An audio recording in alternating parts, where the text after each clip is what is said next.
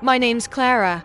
I'm 28, and I live in a small fishing town on the edge of Louisiana's Bayou country. What happened to me in November 2024 still makes my hands shake when I try to talk about it. I've never been one for ghost stories or swamp legends, but after that night, I believe something evil lives out there in the water. This is my story, and I swear it's the truth. I was out on my skiff, checking crab traps near the edge of the Atchafalaya Basin. It was late, maybe midnight, and the air was thick with humidity and the smell of rotting vegetation. The only sounds were the lapping of water against the boat and the occasional croak of a bullfrog.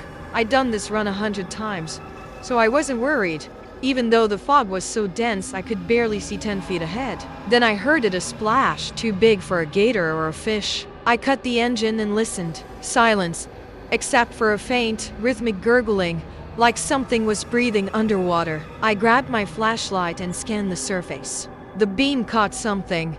A ripple, moving toward me fast. I thought it might be a gator, so I reached for the paddle to push off, but then the boat rocked. Hard, like something had grabbed it from below. I fell to my knees, clutching the sides, and that's when I saw it. It rose from the water, just a few feet from the skiff. It wasn't human, wasn't animal, it was wrong.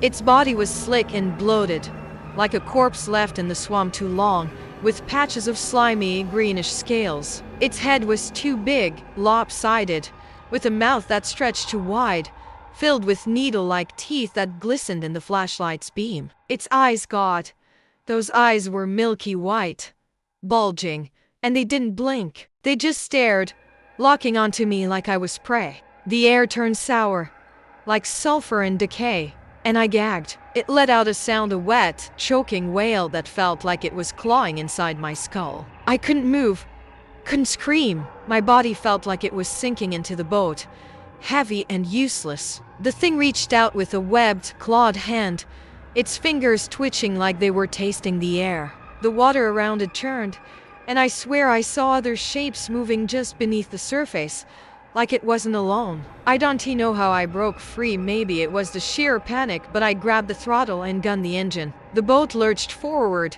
nearly flipping as I sped through the reeds. That wail followed me, echoing across the bayou, louder and angrier, like it was calling to something else. I didn't stop until I hit the dock, and even then, I didn't look back. I ran to my house, locked every door, and sat with my shotgun until dawn. I told the local fishers what happened, but most laughed it off, saying I'd seen a big gator or too much moonshine.